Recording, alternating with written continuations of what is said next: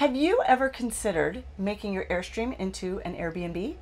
That is the question that I asked Rich Lure late last summer when he was on his way back from being back east, coming back to Tucson, and he didn't have a place to put his Airstream. And what'd you say? I said, there's no way. Airstreamers do not rent out their Airstreams on Airbnb. Yes, he was pretty adamant about that, and that is exactly what he said. But you thought about it a little bit, and it started to make some sense to me. It was in the last 6 months of ownership. I knew I was going to sell the Airstream the next year, and I fell into a circumstance where I almost couldn't say no. A friend of mine owned a perfect property for it, and he knew Airbnb, and we just got into it, and it worked. Yeah, and so a number of people have asked a lot of questions about it. You covered it in the spring 2020 issue of the magazine, Airstream Life.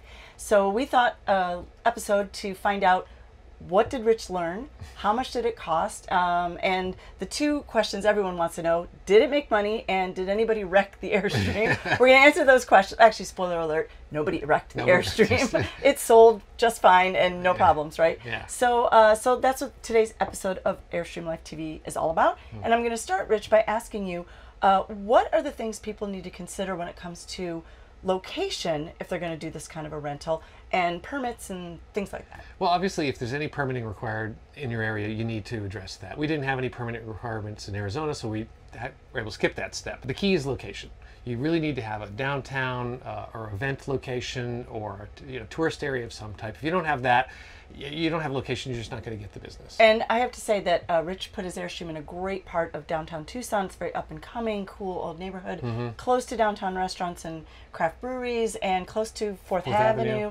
So a lot of things happening. So that was a really good decision. Yeah, that worked out well. Yeah. Well, I was really just lucky. I have a friend who became my business partner in this venture named Adam, and Adam already ran Airbnbs, and he had the property, and he had an RV hookup. So when I saw the RV hookup, it was just like, well, I have to do perfect. this. Right, exactly. And you did it for 6 months, which we'll talk about. So you started by thinking about how you would you had to take all your stuff out. Yeah. Tell us about the prep.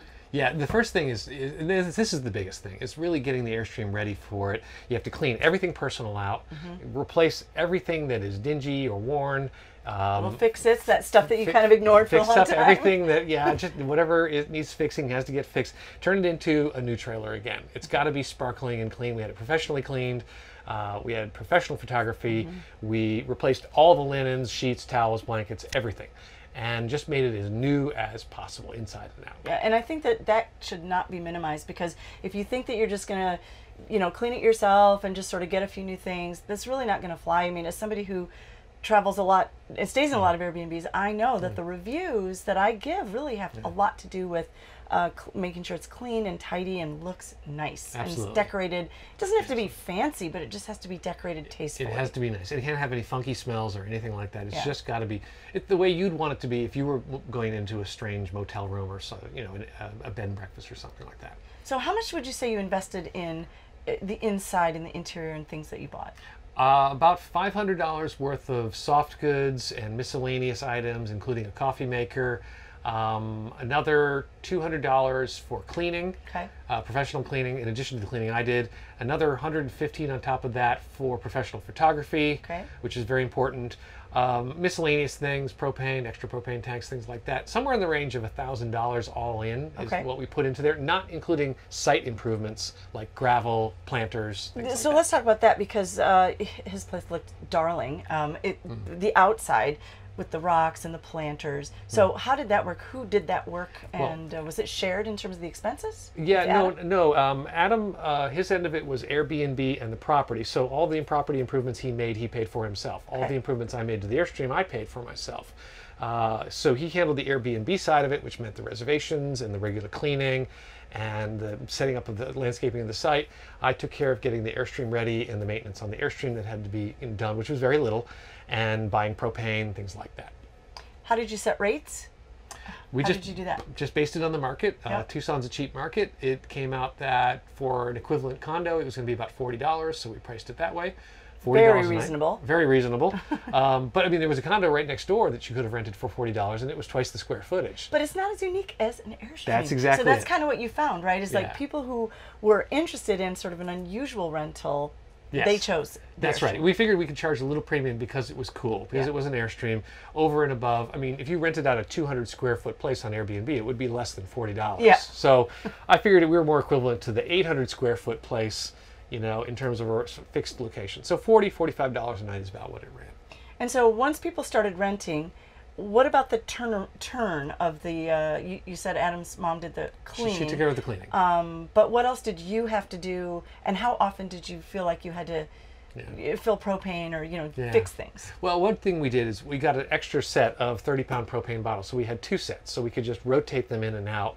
And during the heating season, we do have a heating season in Arizona. Yeah, believe it or not. A little bit. So nice we were get cold. going through a little bit of propane, so we would just swap those tanks out. That was helpful. I took care of that initially, and then I taught them how to do it, so I didn't have to go over anymore. I was really only there about once a month. Only when they said, oh, a light is out or something like that, and I'd go over there and I'd fix that. So something I think is important, because you've mentioned this to me in the past, is when if you're committed to doing this, you have to know that you are in the innkeeping business. Yes. Now, you were like the maintenance guy, right. So you weren't needed all the time. Yeah. But and they were housekeeping and customer service. So you have to be a team, and if you don't have a business partner like you did, you're the whole team. You're the whole team. You just have to make sure that you are serious about this. This isn't something you dabble in, which is a suggestion I've heard you make, and that is, this can't be like a in-between trips kind of a No, deal. it's really a serious venture. If you're going to go through the trouble of outfitting the Airstream and cleaning it and getting the location set up and taking photographs, I think it really only makes sense if you're going to leave the Airstream there for a period of many months. In this case, it was 6 months. We didn't take the Airstream anywhere. It was not going to be worth the trouble to pull it out, put it back in, also to disrupt the rental schedule on Airbnb where people were booking 90 days in advance. It just wouldn't allow us any spontaneity. So taking it seriously as if it's going to be an Airbnb, it's going to stay an Airbnb for at least some period of time is kind of key. And investing the time to make sure that not only is it nice inside, but that people know how to use this unique resource, right? Yeah. You made cheat sheets and, what'd you call it? Oh, in the article he called it idiot proofing, Yeah. right? So you made all these signs. And we put stickers all over the Airstream. We put them on the door to understand how to do the door handle, how to open the refrigerator, how to flush the toilet, not to turn off the battery disconnect by accident, signs everywhere, just to make sure that people felt like they knew what they were doing. They weren't going to get frustrated. We also did a 1-page sheet which welcomed people to the Airbnb, which we had laminated, and it had some tips on things like that and how to operate the DVD player and things like that. Yeah, good. So let's get to the cost, or the money making to part. the budget. What was the return on investment? Well, we had a bookkeeper, and so we kept very good track of all the shared costs that were involved in this project. And over the 6-month period, we had very good occupancy, about 80 to 90%. Okay. But the rates were low. We generated $5,761 in revenue, so nearly $1,000 a month. After expenses, however, which were substantial for, you know, coffee and propane and additional things that we bought for the Airstream, listing photos and so on, we ended up netting something a little bit less than that, about $3,000 and change. And then we had to split that. And in the end, I made about $350 a month. And let's not forget that you also didn't have to pay for storage every month. That's right, which was another roughly $125 a month, so $475 to the good on this thing. For me, it was worth the risk and the investment of time to do it. So a little bit of money. Nobody wrecked the Airstream. Yeah, nobody wrecked the Airstream. If folks are watching this and saying, you know, I think I'm going to try this, what's your advice? Get serious about it. You know, make the investment, do all the work we talked about, do it for a long period of time, not just in and out, not for a couple of months. And then I think it can make a lot of sense for some people. Mm-hmm. Yeah. Well, and if you are some people thinking about this, Rich did a great kind of a blueprint article in the spring 2020 issue of Airstream Life magazine. Gives you a little more detail. He breaks things down, exactly what he did.